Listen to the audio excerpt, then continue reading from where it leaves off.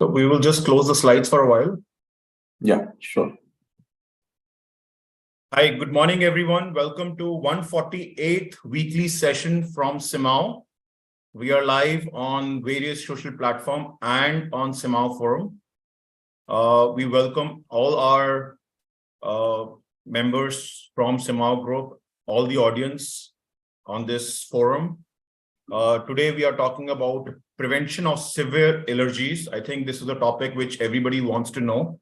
We all are getting allergies these days in the various environment and climate conditions. So how to prevent that? We have Dr. Vijay Varar talking on this topic. He's an MBBS and MD consultant allergist, the pediatrics pulmonologist, clinical immunologist, consultant at Sai Allergy Asthma Eye Hospital, Shardi Hospital, Inamdar Multi-Speciality Hospital. Sir, over to you. Thank you, Dr. Saurabh, for the very kind introduction. And very nice to meet all of you from all over the world. So happy morning, happy afternoon, happy evening, according to that. And as we know, the time has changed and the disease patterns are changing. Overall, considering like NRI patients also regularly they visit in India during the holidays, and our own patients also, we have found allergy has increased not only the developed country but developing countries like India also. We are seeing a lot of surge into that. And previously, 30 years back, hardly one anaphylaxis in a 6 months we used to see. But nowadays, at least 3 to 4 patients in a week we are getting with anaphylaxis with a very severe allergies. And considering these things, the treatment part too, we all are managing depending on our own circumstances, our patients' awareness about the allergy management and the affordability, the testing costs. So many things are into that. But the future will be, if we can prevent these severe allergies, whatever the tendency of the children to have such a severe presentations, as well as the potency of the allergens has increased because of pesticide use, specifically in Indian scenario, a lot of pesticides are used into the farming and artificial fertilization use. Then the cosmetics, indoor, so many floor cleaners, door cleaners, perfumes. The changing lifestyle, the diet has changed from Mediterranean to the Western type of diet. So we are also having a lot of McDonald's and so many outlets, pizzas, burgers, additives, colors into the food and all. Then sudden change into the diet patterns, like whatever the traditional diet people used to consume now, so many, even in the winter and rainy season, people are eating ice creams and cold drinks and even all packed bottles and canned foods. So these are all causing a lot of allergies. So I will try to discuss with all and so we can have a interaction and how it can be really useful to the community. So basically still last 34 years, I have seen a lot of misconceptions amongst the community is there.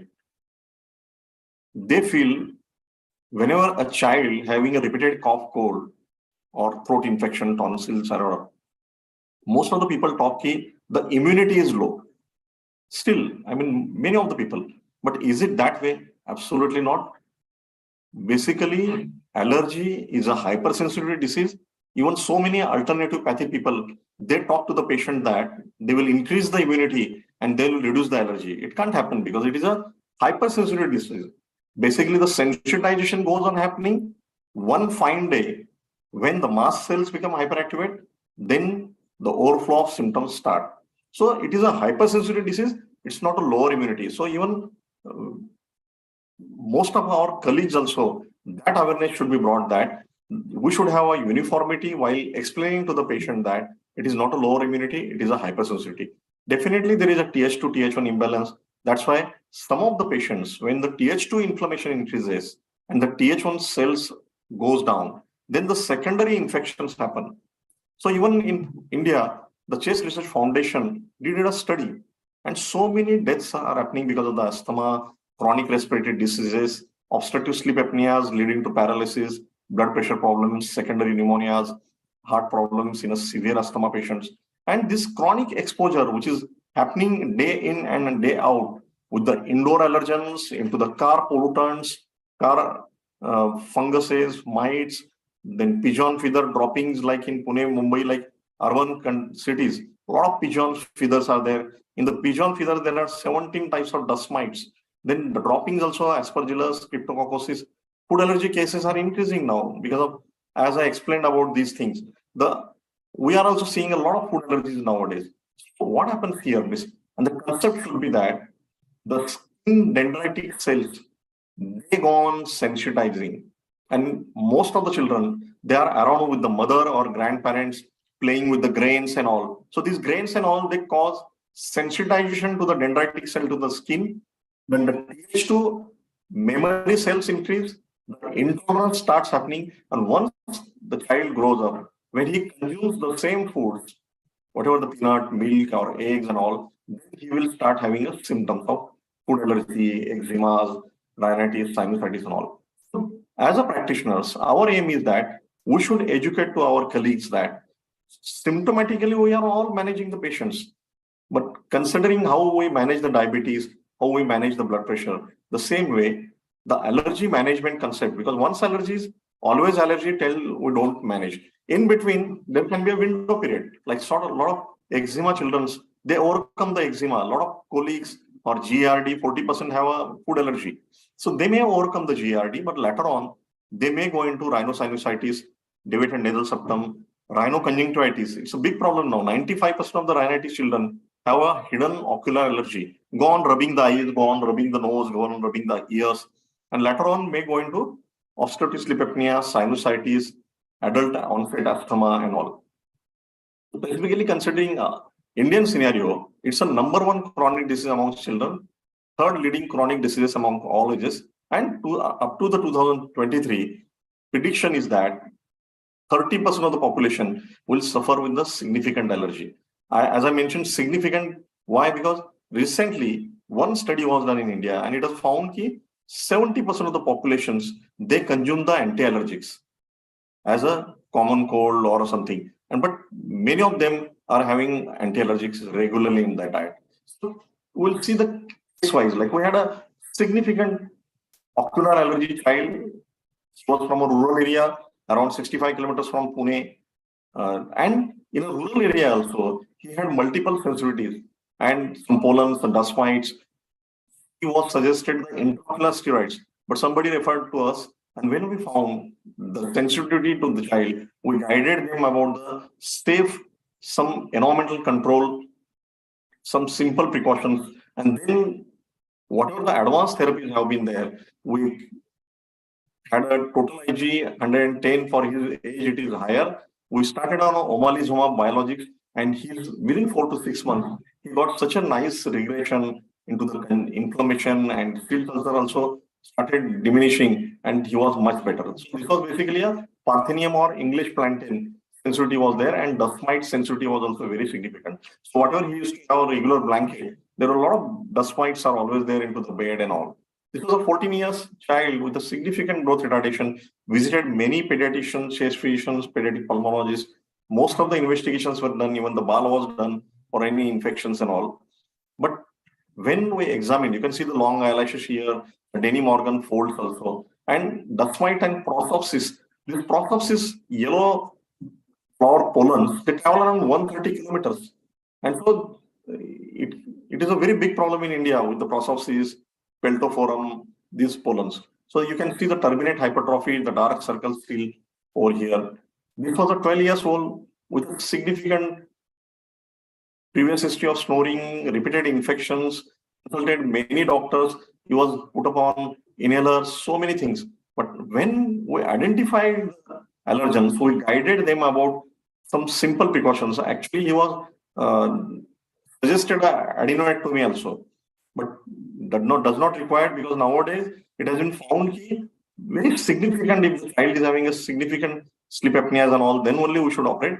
Other rest of the time, we can manage with the nasal steroids, with the environmental control, the desensitization, nasal douching, And these are very good and helps the children.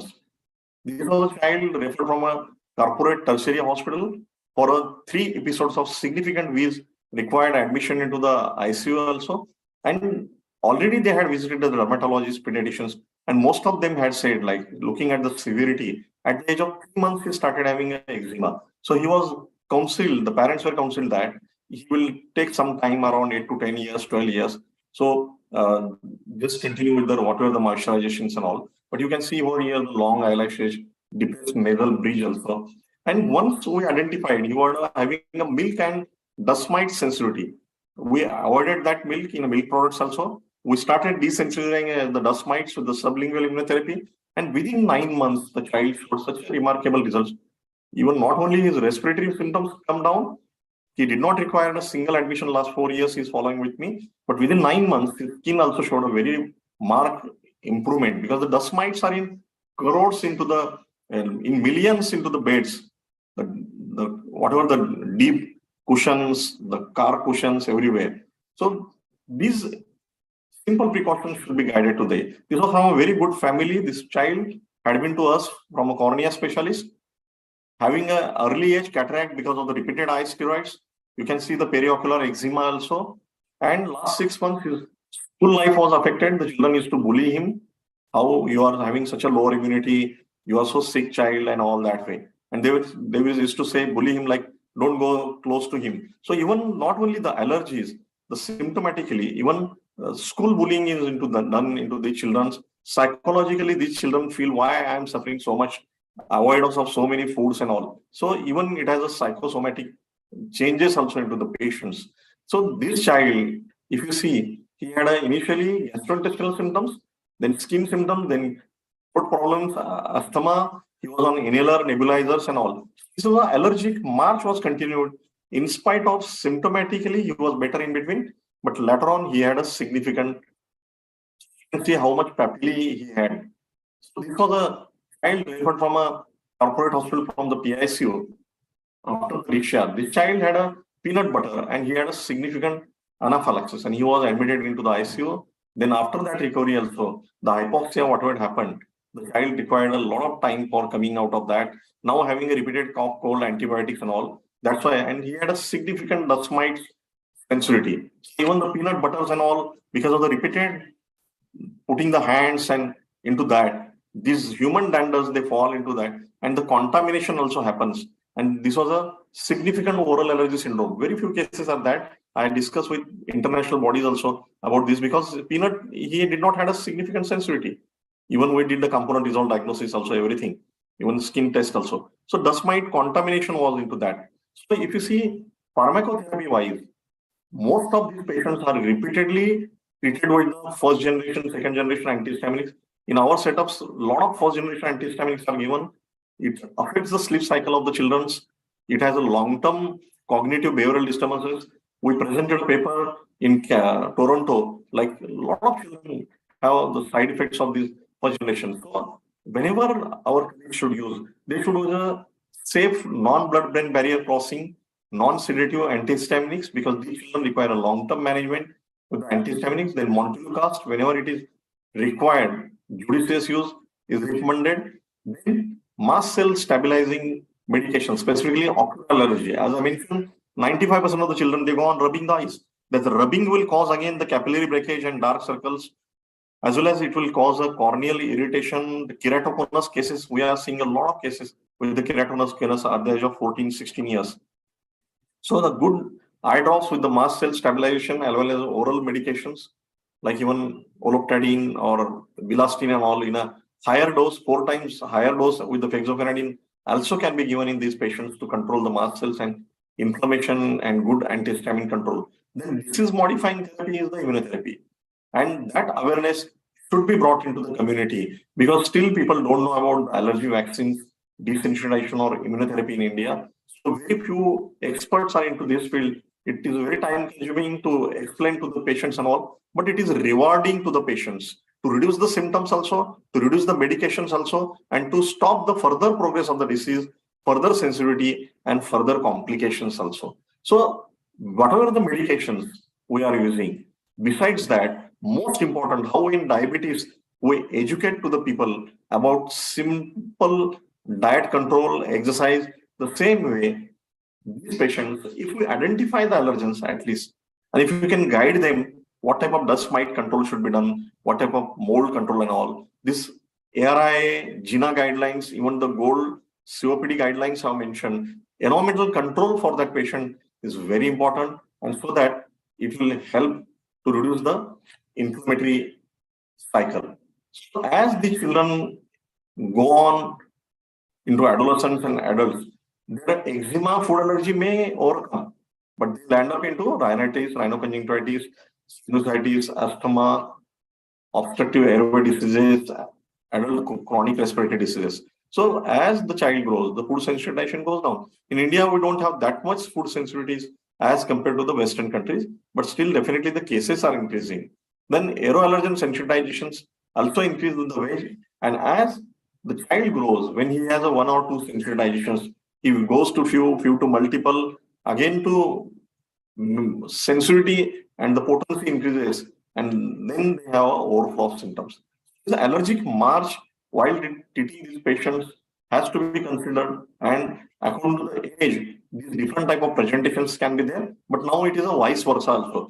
Some of the children, they start with the early multi-trigger Vs or atypical Vs, and then they may go into adolescent eczema, adult eczema also. Even nowadays, we are seeing some adult food allergies also significantly. So this concept of minimal persistent inflammation, which is going on, which is having a newer sensitivity pattern, should be into the patients. So 35 to 40% of allergic rhinitis may have asthma. 40 to 50% patients with allergic rhinitis also have asthma. 50% of the patients with asthma alone develop the rhinitis, and 70 to 90% of the patients with asthma also have a rhinitis. So specifically, children, out of 10 children, 9 children have always underlying allergy. Adults also, 65 to 80% of the adults, they show the significant skin sensitivity. So these are the primary allergens. The awareness is important because recently, 2 years back in the European Academy, we presented a paper around 16,800 significant chronic respiratory asthma patients. And most of the questionnaires when we took from the patients, they had a complaint about the foods. But when the tests were done, it was actually the airborne allergens or environmental allergens. And you can see like these are the commonest one. More than 92 to 95% of the people have an environmental or airborne allergens. So while preventing these patients, the primary, secondary, and tertiary prevention should be considered. In a primary prevention, the development of an atopic disease and abnormal allergic responses in a healthy children without any evidence of abnormal allergic immune responses. So target population is the general population as well as the high risk neonates and all. So how we can achieve that? Even there are very good like farm dust exposures, cow dung exposure, whatever the poo of that, which has a natural endotoxins and probiotics, which prevent these children. So these exposure also should be there, like a hygiene theory we call. Even nowadays, nuclear family were there. Previously, joint families used to be there. So the children used to have a natural infections. So they used to have a Th1 immunity. Now, because of the nuclear families and having all these artificial indoor allergen and pollutant exposures, they are having a more Th2 inflammation. Secondary prevention, development of the new atopic disease or the new abnormal allergic immune response in children with already established clinical symptoms or abnormal allergic immune responses. So target group are into atopic dermatitis or early sensitization to hen's egg or cow's milk. So last 4 years, I was working with the Allergy Prevention Committee of World Allergy Organization, and the specific was on this only, like so we can prevent the food allergies and atopic dermatitis. And now it has been recently published into the World Allergy Organization journal. Tertiary prevention is the progression of the severity and exacerbations of the already established allergic disease. So those patients which have already moderate to severe allergic disease, whatever asthma or rhinosinusitis or something, they may develop again more sensitivities. They may develop a very severe inflammation and severity of the disease may increase. How we can have it? So there are studies done.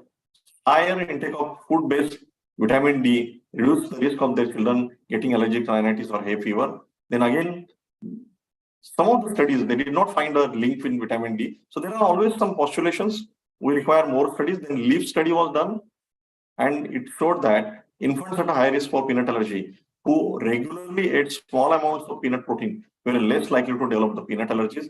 The persistence of the oral tolerance to peanut in revealed that the same at-risk infants still did not develop a peanut allergy even after they had avoided eating peanuts for 1 year. So this early introduction, especially in the Indian scenario, that is done since ages. So that's why maybe we did not have much food allergies.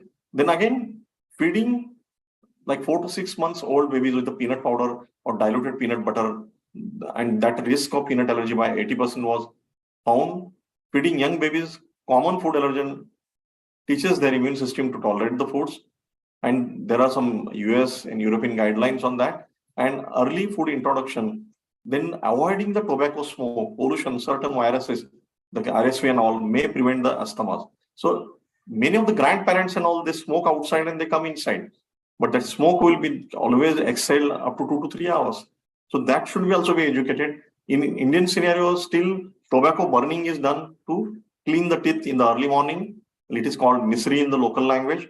Then even the firewoods are still burned into the rural urban slums. Then again, breastfeeding is very important. It has multiple factors. We all know that it is very useful up to 6 months. Exclusive breastfeeding still is done in most part of India. So maybe that's why we don't have much allergies as compared to the Western country. So even there are studies that consuming milk in the first trimester, eating wheat in the second trimester, reduce the risk of atopic dermatitis, eczema. Dust mite allergy is a predictor of asthma, atopic dermatitis in children. As the child has a significant sensitivity in the early age, more chances of severe allergic diseases afterwards. And those children where significant milk allergy is there, then hydrolyte formula or amino acid formulas be used so that the severity of the sensitization can come down. Because most of the children, they overcome the milk allergy as they grow up. Then there are two sorts of barrier repair. So some of the people, research says that a good barrier to the child in an early stage. That's why nowadays, previously,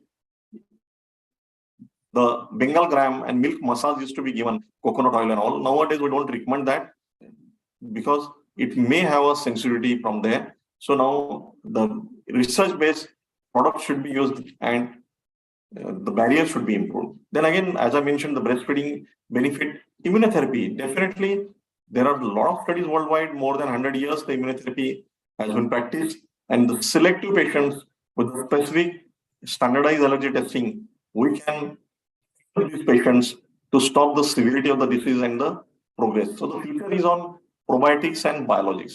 So the probiotics, the studies are happening. They are much useful in atopic dermatitis prevention and all.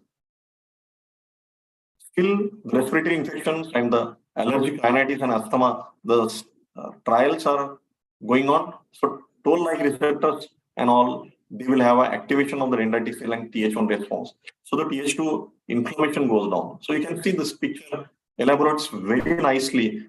So the probiotics has a different actions at a different level, or the interleukin level, at the reduction of the Th2, improvement in the IgA, improvement into the phagocytosis, interferon gamma, TNF beta factor, then reduction into the IL4, IL5, IL13 level. And so that's why multiple actions are there. When there is a gut-lung, gut-brain axis, so this all the gut is very important. So the more research will be required, and this will be a feature. So natural infections, they prevent the severity of the allergies, hygiene therapy, as I mentioned. These risk factors in a early onset persistent atopic dermatitis, then early dust mite sensitivities, multimorbid, then environment like urban and crowded without any sunlight and all, that again has that epithelial barrier defect, cutaneous inflammatory responses, atopic multimorbidities, then complementary feedings and symbiotics. These all help to understand the patients about how we can reduce the severity of the allergies. Now, allergy testing, still in Indian scenario, very few patients go for the allergy test. They don't know about that, how it is significant as like a blood sugar into the diabetes. So there are a lot of, most of the countries, they are doing that. You can see all these European Academy, World Allergy Organization, even Indian College of Allergy, Asthma, Immunology also is recommending significantly early detection will help to reduce the newer sensitivities, and environmental control can definitely help to reduce the severity of the allergy into the future. So these are the IG mediated diseases where the food allergy or environmental allergens, contact allergen testing helps. Misconceptions among the community, and a lot of ELISA method food allergy, food intolerance tests are done. Those should not be promoted because food and intolerance tests are not clinically significant. It does not correlate clinically to manage these patients. So even in an early stage, it should be, rather than in a severe asthma and all, it may not help that much. So the awareness amongst the population and amongst our colleagues should be that, because most of the patients now we get it that when this allergy is very severe. Rather than that, when we suspect an allergy, and if you select few of the allergens, and if you do the test, it helps more than the patient going into the complications and coming to allergy specialists.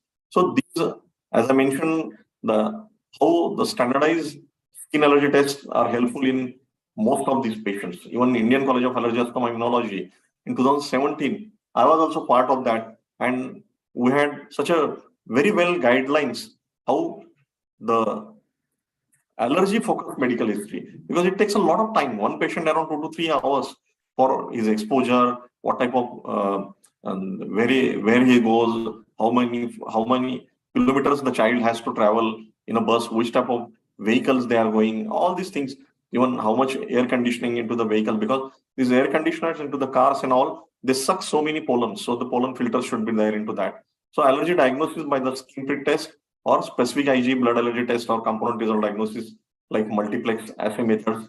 Then allergen avoidance should be educated to these patients. Not only allergen avoidance, but along with that, the indoor and outdoor pollutants also avoidance. During the winter, a lot of smog that traps all these pollutants down. So the people should be aware. When there's a cloudy weather, lightning, it breaks these pollens in a very minute particles, and they rush in more into the deep into the nasal mucosa and sinuses. So there also we should guide them to use the mask. Then secondary viral infections, we call the infancy viral syndromes, like the children when they go into the nursery and pre-nurseries, they get a repeated infections, and secondary infections will trigger more inflammation. So that also should be educated to that. So what type of tests? So many tests are done, and so many advertisements are done into the newspapers by the laboratories and all. But whatever the international and as well as in Indian scenario also, we have found that the standardized skin prick allergy test in some of the patients, the specific IG blood allergy test, specifically food allergy patients, it helps. Whenever the rhinitis, rhinosinusitis, asthma, upper airway cough syndrome, tonsillitis, adenoitis and all, the skin prick test is the gold standard. You can see like even World Allergy Organization has said that most of the accurate diagnostics with the specific IG antibodies can be done with the skin prick test. EACI position paper of 2012, 2017 also, it has mentioned that the skin prick test is still preferable considering the cost of the therapy, because hardly it is in Indian scenario 100 INR per allergen. This blood allergy test, the specific immunocap, it goes around 700 rupees per allergen, 700 INR, and the other multiplex assay method also. Again, one more problem is that this multiplex assay method has some of the Indian allergens. They may not have some of the pollens and all. So again, it becomes a problem. The patient has to go for both the tests. So considering the awareness and the cost of therapy, we always prefer the skin prick test in most of the cases. When those children which have a significant food allergy, then we go for the immunocap specific IG and all. So if you see all the guidelines, even the GINA has also insisted nowadays that allergy testing with the specific IG, the standardization should be there. We can help the patients. So what is the difference between the serum IG level and skin prick is that skin prick test measures the reactivity of the mast cell mount IG, while the blood circulating IG with the serum specific IG testing is picked up. That's why some of the times it can have a false positive or false negative reaction. And it is easily available within 40 minutes, the patient get a report then the blood specific IgA takes some time. The cost is also high. Only thing is, some of the patients which so many skin is affected, or if they are on antihistaminics and all, then we have to wait for some time. So those cases are very small children, then we can go for the blood specific IgA. That's the only thing. And if there is a significant dermatographism or hypersensitive skin or pregnant women and all, then the skin prick test generally we avoid it. So even with the standardization, you can see how the accuracy is much better than the blood specific IgA. So positive predictive value of these patients in allergic rhinitis, it has a very good with the SPT. So it's a painless bloodless nowadays. So easy to demonstrate, hardly 1 millimeter lancet is there, more than 3 millimeter histamine, and other allergens which come positive. We have to compare with the positive histamine. And you can see the previously we used to have a 3 millimeter tip, now hardly 1 millimeter tip is used. So now recently last 1 year, we are having this multiplex microarray assay method testing where we can identify around 120 allergens and 300 epitopes. If the peanut allergy patient is there, different type of epitopes like RIH123 proteins we can identify. And if the child which is sensitive to RIH123, it may be risky for a severe anaphylaxis and all, and they should keep the adrenaline injections with that. In Indian scenario, we don't have adrenaline ready to use EpiPen injection, but we make our usual adrenaline, 2 cc syringe, depending on the weight of the child, 10 kg 0.1 ml, 20 kg 0.2 ml, 30 kg 0.3 ml. And we ask the parents to keep with a spectacle case, and it should not be exposed to the sunlight and all. Wherever possible, they can keep it in the freeze and they can carry anywhere. So it becomes cost effective. Even if the soy sensitivity is there, then the glium, pio6, and 8 storage proteins are affected with the clinical reactions up to severe anaphylaxis. Differentiate with this microarray assay method, and cross reactivity and sensitization with the lipid proteins, then cysteine proteinase storage proteins also can be identified with this. And so that is useful in some of the patients which have heat triggered exercise induced anaphylaxis or very severe food allergy suspected by the parents. We can go for that. And then the cross reactivity, like latex sensitivity has a multiple food cross reactivity. So those children, after eating some fruits, they get a symptoms. The parents blame the fruits, but actually it is a latex sensitivity. Even like a prawns or shellfish, shrimp, that topomycin, which is having a dust mite cross reactivity. That's why the body feels that this has been exposed, and the children or the adults, they show the reaction to the shrimp or shellfish. But actually it can be a cross reactivity. So we have to consider that in those cases with the insect and venoms also, we can determine with this cross reactivity and the epitopes. So we can guide the patient about that, what type of precautions are on. Suppose somebody is having a milk sensitivity with the skin prick, but here if it is a casein sensitivity more into the CRD, then the milk can be used in a baked or boiled form. So there is no need to worry much. So that way this helps. Avoidance measures has to be educated to the most of the parents or the patients so that it helps them a lot for a long-term benefit. Simple precautions like dust mite in wash bedding in the hot water, dampness and humidity should be maintained, exposure to the carpets and all the furniture should be avoided. Then pollen awareness, as I mentioned, during the winter, use the mask during the early morning walks or something. Then into the car also pollen filters can be used. If the pets are there, possibly they should be kept not on the sofas and beds and all. So try to clean them properly. Then the vacuum cleaning, like HEPA filter vacuum cleaner should be used. Cockroaches, then avoid those type of measures for that also should be taken. The molds, then cleaning with the liquid ammonia 5% should be done. And long-term wise, repair the damage or leakage wherever it is there. So that helps the patients to reduce the medications overuse, because a lot of steroids are used in Indian scenario, a lot of first generation antihistaminics, and they have a lot of side effects. even not only the direct, but the indirect effect amongst the drivers consuming these first generation antihistamines and causing accidents. It's a very big problem. So relative pharmacotherapy we should give to the patients, but specific allergen immunotherapy in a selected patients with a very moderate to severe allergy, which does not respond effectively with the regular antihistamines or montelukast-glucotrienes receptor antagonists or inhaled therapies. The patient requires a very high inhaled corticosteroids and oral and parenteral corticosteroids. Then there we can guide the patients about the allergen immunotherapy. It is basically the administration of the gradually increasing quantity of the vaccine in a sublingual, oral, or subcutaneous forms, and it will have a antibody IgG1, IgG4 antibody formation into these patients, and it helps to develop a tolerance against the specific allergens. So, which cases this immunotherapy has been advised? So, all the IgG-mediated diseases, especially rhinoconjunctivitis, rhinosinusitis, nasal polyps also, if they require surgery, also it's okay. But further, they should not develop again relapse of that.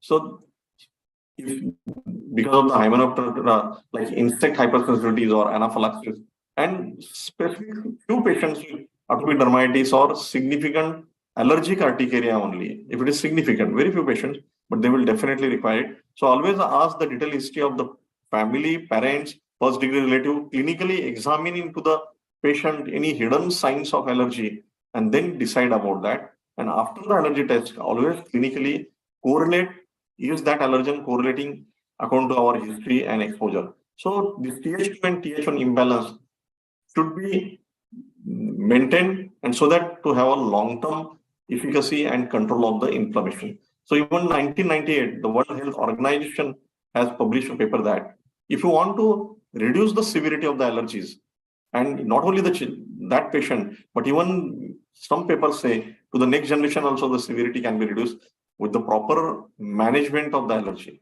So even as I mentioned about the probiotics and biologics, now during the COVID, how the tocilizumab were used, now monoclonal antibodies were used.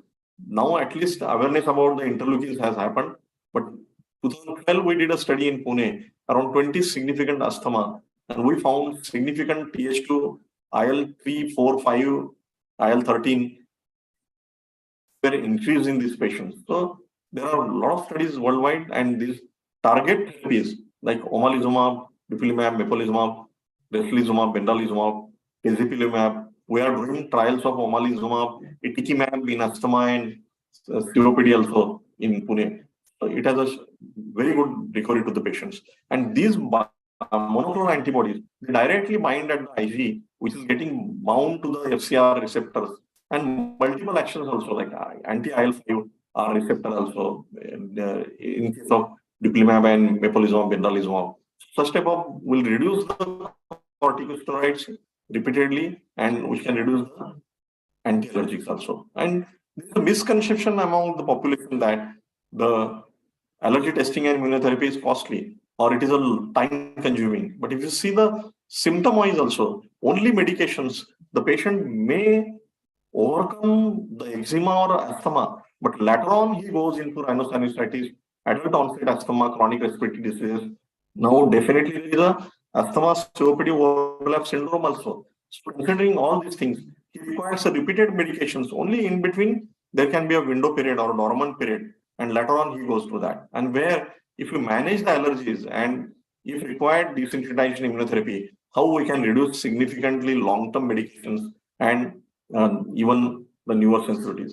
So even the annual cost also in these patients, long-term wise, definitely it helps to the patients. And cost is very important in managing this patient, because later on when they have pneumonias or secondary obstructive sleep apnea or so many things, they spend a lot of money and the quality of life is very poor. So summarizing, we need a better management of allergic diseases, not only the symptomatically also, to prevent the severe allergy asthma into the adulthood, to prevent the allergic march. Then awareness among the age-old outdated practices should be abandoned. Now we should use the standardized skin prick test, or if you want to have a blood specific Ig immunocap or component diagnosis, type of immunoblot techniques and all should be used, not a ELISA and RAS testing. and then awareness measure to the community, as well as the selective, safe medications and the allergen immunotherapy as a disease modifying therapy. So thank you. Thanks a lot.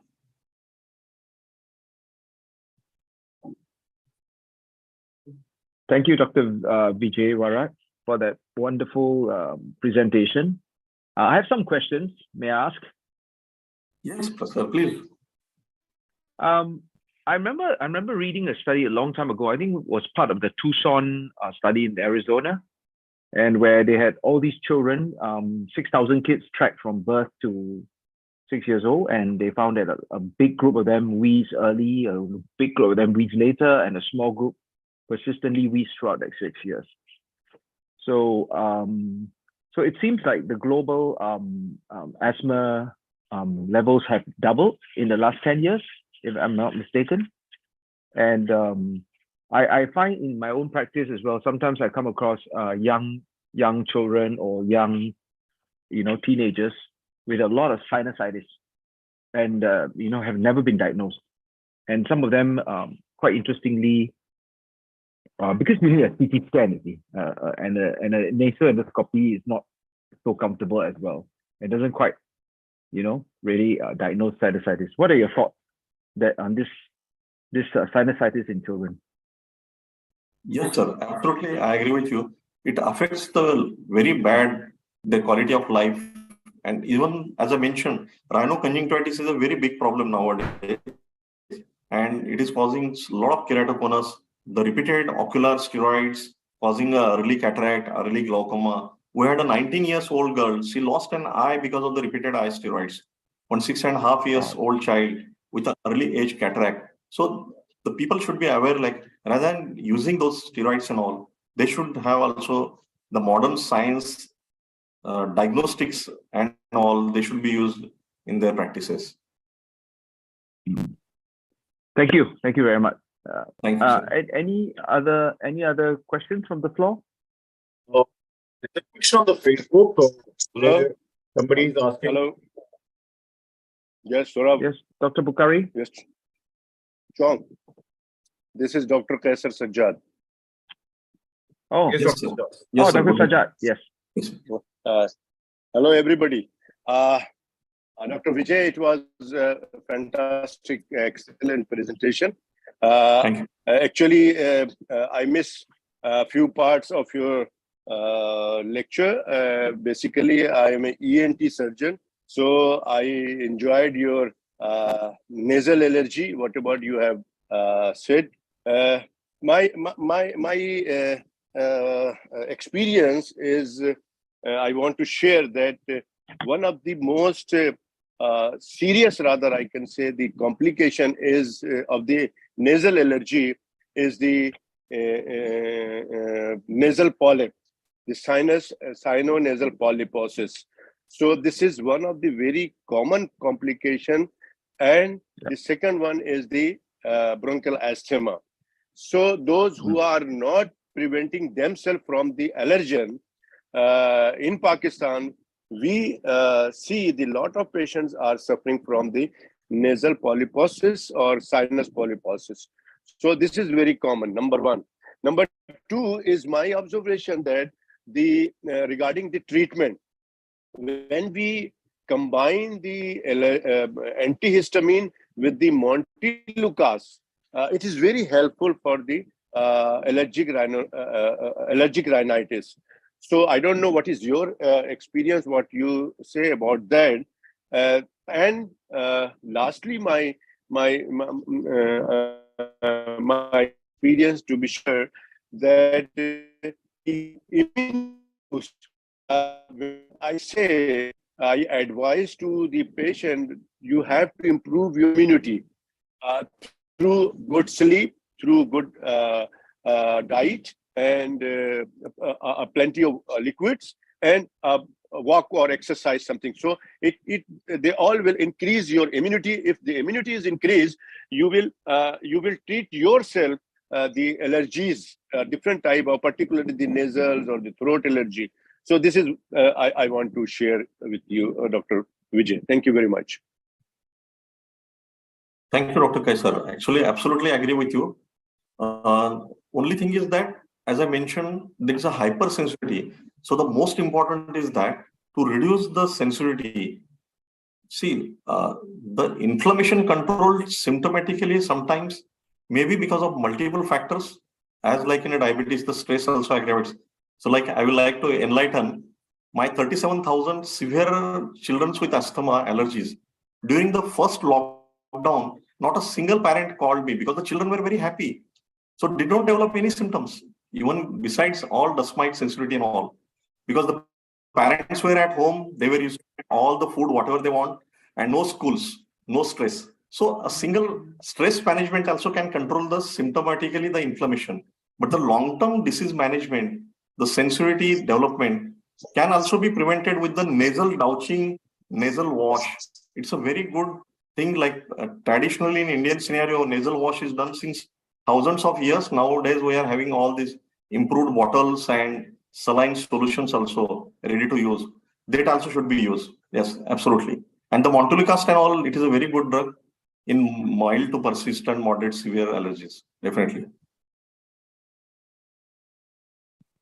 Monica, do you have anything to Thank add? you. Thank you very Yes, much. Thank you, Dr. Rad. It's such a fantastic presentation. I can't believe how many topics Thank you. and the depth and the breadth of what you had discussed today was covered. And the best thing about our field is that we take care of the patient in their environment. We take care of the patient within their family. And we see that atopic diseases are clustered within families. So not only do we take care of the child or the adult, but we take care of the entire family. So it's really nice to hear the Indian perspective. And I want to share now kind of a little bit about what the experience is from where I practice. So starting with your Th1, Th2 skewing, this is phenomenal. We see that as you live in an environment with more coliform bacteria, that you skew towards a Th1. Your immune system is busy. It's busy fighting infections. It doesn't have time to rev up the Th2, which is responsible for your atopic diseases. Your Th2 are your eosinophils, your B cells that create IgE. It's the interleukins of IL-4, IL-5, IL-13, the hormones that promote allergic eosinophilic inflammation. So we see that skewing, and that's part of the hygiene hypothesis, that living in a very sterile environment makes our immune system, so to speak, bored, and then it becomes overactive in the atopic Th2 world. Fantastic mention of that. The second thing you talked about, and you kept reviewing this, was the atopic march. So the atopic march represents 4 different atopic conditions that start with infancy and progresses through an individual's life. An individual might have all 4 stages, may have 1 or 2 stages, or you might see spattering of severity of each of these 4 diseases among different members of the family. Somebody might have eczema, somebody might have asthma. These 4 conditions in order of appearance is atopic dermatitis, which is an eczematous dermatitis that can be complicated by allergic contact dermatitis, your lotions, your perfumes, the metals. You also then develop IgE-mediated food allergy, most commonly milk, egg, then going to nuts like peanuts, tree nuts, fish and shellfish, soy, and now more recently in the United States, they've labeling laws for sesame seeds. We then talk about seasonal environmental allergies causing allergic rhinosinusitis, allergic conjunctivitis, and then developing to asthma, whether it be atopic asthma or non-atopic asthma, Th1 or Th2, or Th2 high or Th2 low asthma. So I want to talk about each of these 4 conditions in a little bit more detail. So eczematous dermatitis has faced a huge explosion of medical therapies today that we didn't have like several years ago. There's a lot of more focus now on personalized therapy, addressing these IL-3, IL-4, IL-13, the interleukins, the eosinophils. And we now have relief for kids who have moderate to severe eczema with medications beyond topical steroids with the use of Dupixent, which is an injection. Very expensive medication. Not everybody wants to do a shot, but we now have an option that wasn't there before. Okay, I'm going to swing over to food allergies now. If you have moderate to severe atopic dermatitis, you are at higher risk for food allergies. Your skin is developing, it's producing so much IgE that your immune system is revved up, sloppy. And then all of a sudden, when you have a new food introduction, you might develop IgE to that new food when you have high IgE levels and you have eczema. So the current guidelines based on the learning early about peanut allergy and with today's topic of food prevention is to safely introduce high allergenic foods early in infancy before the age of 1, whereas the prior American Association of Pediatric guidelines was to introduce foods at age 4 or older. So what do? If I have a pediatrician, I have a dermatologist that said, hey, this kid has moderate to severe eczema, skin test to peanut, we have guidelines, peanut skin test is less than 8 millimeters on the wheel. We will then recommend home introduction. If the family is not comfortable, we will do an observed food challenge. The goal being, and this is why we saw very few food allergies in our culture, is that we used to do early food introduction. We never used to follow this like eat peanuts at age 4. We were feeding peanuts to our kids when they were infants. But as the guidelines changed, as people followed the guidelines of the countries they were in, we noticed that there was an increase in food allergies. This is called the Learning About Peanut Allergy, or the LEAP study. There's been additions that have been done to that study, and we've now extrapolated that data and we've applied it to other foods, milk, egg, other stuff that we should do safe early introduction before the kid's immune system is solidified to recognize it as an IgE mediated food allergy. Also talking about food allergies, I want to talk about 2 other things. One is that we never recommend new food introduction when a child has a viral infection. If their immune system is revved up because they have a cold, they're more likely to develop hives when they have a new food introduction that gets inappropriately attributed to the food. The patient then avoids it and then later on reintroduces it and has now a food allergy. So if a child has a few hives with food introduction during a viral illness, the viral illness is more likely the cause of the hives. The hives is not an allergic disease, it's an immune disease. And that peanut should be readdressed as quickly as possible in an observed setting. Talking about component testing, what he meant by component testing is, say you look at the peanut itself. If you pull out the peanut allergen in terms of a protein, I think of it as Lego blocks, little Lego blocks that are together. And I'm looking for the peanut component, like I'm looking for a yellow and a red and a yellow brick together. That's your ERA H1. ERA H2 is your blue, blue, and blue. If you have 3 blues and you have elevated of ERA H2, that confers a higher risk of peanut allergy. So we use component-derived analysis to be able to risk stratify peanut allergy testing. So the world is not binary. It's not black and white. We use a composite picture. We have to clinically correlate. We look at the history. We look at the food exposure. We look at, was it the 7th time they were exposed to peanut, the 1st time they were exposed to peanut? Did the symptoms happen 2 hours later, 20 minutes later, the severity of the reaction, the comorbid conditions, and what the component testing is. What we then do is, even if the skin testing is positive, I food challenge almost all those kids. I don't use a food test as a diagnosis of allergy. I just use it as a composite.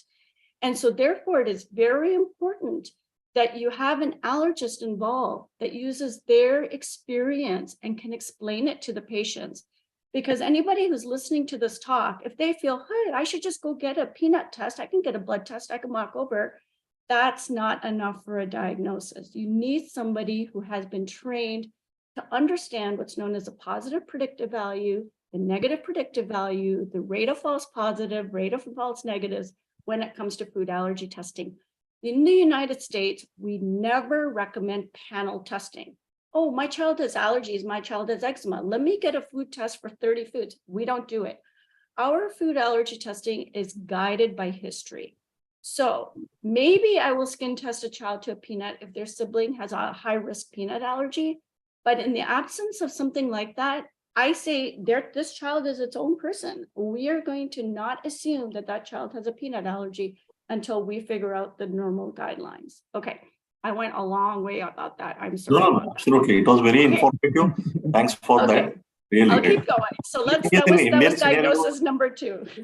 So the third diagnosis as allergies, allergic rhinitis, allergic rhinosinusitis, nasal polyposis. Huge bucket of diagnoses right there, broad spectrum. Okay.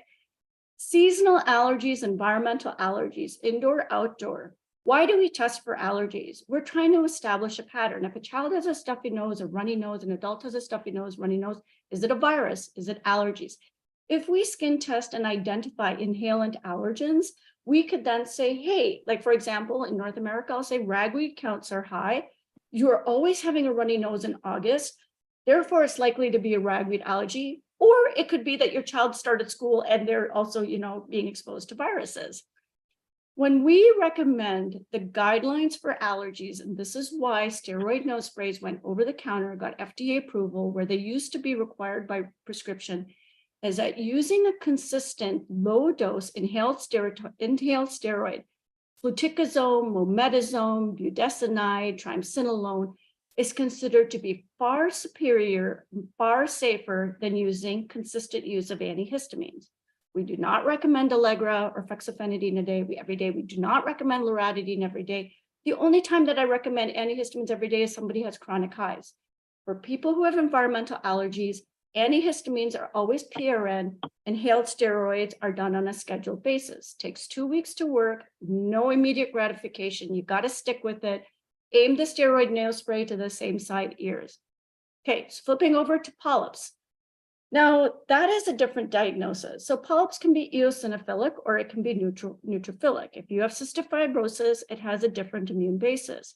If you have eosinophilic nasal polyposis, which is the burden of the disease that we see in the allergy clinic, that can be associated or cannot be associated with asthma. The skin lining the inside of the sinuses and the nose and the lung is the same respiratory epithelium. If you are overproducing eosinophilic inflammation in your sinuses, similar inflammation is happening in your lungs. So when ENT is noticing that they have a lot of nasal polyp patients that have asthma, that's an immediate evaluation by an allergist who should be doing spirometry or peak flow assessments, maybe even exhaled nitric oxide to look for the degree of inflammation. Intranasal steroids, budesonide irrigation for nasal polyp prevention is very important, and so is use of inhaled steroids for asthma.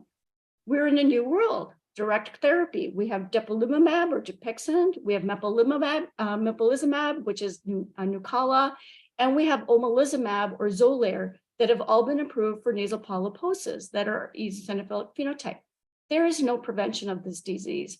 Some patients are more predisposed to develop recurrent nasal polyposis, and it is imperative to treat them because when they lose their sense of smell, they cannot smell smoke. It's a security issue for safety if there's a safety hazard, and it is also a quality of life issue. They cannot taste their food. To give that back, and we understand what all these symptoms mean with COVID, but we've been asking these questions even before COVID because of people who have had nasal polyposis. A word about montelukast, leukotriene receptor antagonist. Non-antihistamine does not cause sedation, very safe. However, in March of 2020, the week before the pandemic was declared in the United States, the FDA came out with a black box warning. That black box warning said that leukotriene receptor antagonist, montelukast, can cause neuropsychiatric side effects. We had been noticing the side effect for about 10 years before that FDA warning came up. I will tell you that montelukast crosses the blood-brain barrier. If you notice that you have mood swings, that you are aggressive, that you are sad, since you started montelukast, please don't take it. Please use your steroid nose spray. So montelukast is safe. Yes, it doesn't have a lot of the other side effects, but go into it knowing that there is a potential side effect, and then understand the risk benefit of taking this medication as you do for everything else. Okay, so that was a lot about nasal stuff. Last thing, asthma. Okay, Asthma can have internal or external or intrinsic or extrinsic triggers. If you are around somebody who smokes, so that's secondhand smoke, or that same grandparent that was smoking outside and comes back in and has smoke residue on their clothing, that is called third-hand smoke. Smoke exposure plus pollution that you notice in next to roads and living near highways, air quality that you just talked about with the crops, these are all things that can exacerbate pre-existing asthma. But with respect to prevention and understanding disease progression, you did mention the Arizona study, and I actually don't know what that cohort found, but I do know that there was a study done by Siggers. And what that said is that if you were hospitalized with RSV bronchiolitis before the age of 3, you are more likely to develop persistent asthma at the age of 7. We then have the asthma predictive index. It's also based on a whole bunch of factors, and there are ways for you to know whether or not you have asthma. The asthma prevention is based on avoidance of viral triggers, avoidance of allergen triggers, and being able to treat with appropriate medications quickly, and to avoid the use of oral or systemic corticosteroids by maintaining with the use of inhaled steroids like a combination of budesonide formoterol, where in most of the world it can be used as a rescue inhaler as well as a controller at the same time. So in one inhaler, you get to use both. Okay, allergy approach is an approach of composite factors, history. It's also testing, and it's also a discussion about the risk-benefit profile, and every patient should be engaged using a very patient-centered approach. Clinical correlation is always required, which you already mentioned, that looking at our testing results, does it actually match what the patient is saying?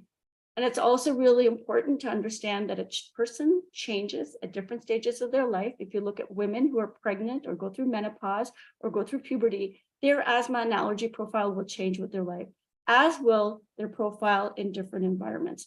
So I just wanted to summarize kind of like my experience in terms of my practice.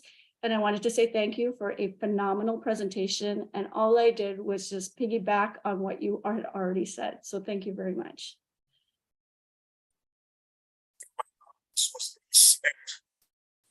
From your end.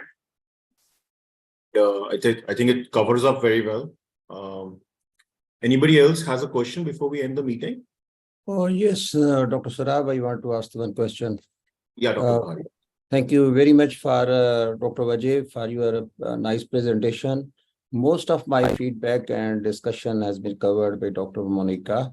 But I think time is too much, but only one thing that I want to ask from you. There are so many things that are covered by you both, genius teachers. What is the role of probiotics, and which type of probiotics? I think this topic has not covered by Dr. Monica, that I want to raise it. What is the role of this one, and which type of probiotics? Because the type of allergy in Indo-Pak, where the 25% of the population all over the world is living here, is different is compared to America. We are not America, not Canada, because we are in this population. What we will believe on this? Can you give some comments about probiotics? Which type of probiotics will be more protective for this allergic? Thank you so much. Considering the Indian scenario, we have found Lactobacillus rhamnosus GG, then Bifidobacterium, then Bacillus clausii, Saccharomyces boulardii. These are the documented probiotics which have shown some benefits in different type of diseases. So that way, Lactobacillus reuteri and all for the infantile colics and all, they have been added into some milk products also nowadays. So that way. But still, we have to go a lot, because these are all studies done outside. Most of the studies, they haven't been done in Indian scenario. That's a very problem. So our gut microbiota are different. Our diet is different. Till we don't have our own studies, we can't say firmly like they really benefit, because most of the studies have been done in Western countries. I agree. And I also think that the Asian diet is phenomenal. Like if you think about the microbiome, I mean, I grew up eating yogurt every day, every meal, right? I mean, that was, and probiotics work when you use it every day. You use it the day it works, you don't use it the next day. And the tendency in the swing to the Western diet, and it's all prepackaged food. I mean, I think when it comes to gut health, that's overall health. Our gut is our largest immune organ. And if we keep our gut happy, then you'll keep the rest of your body happy. Yeah, And good. yes, and I agree with you. But I think that there's obviously not case-controlled studies to look at one over another. Yes, yes. Thank you. Thank you so much for this one. That is why most of the people are not suffering with allergy.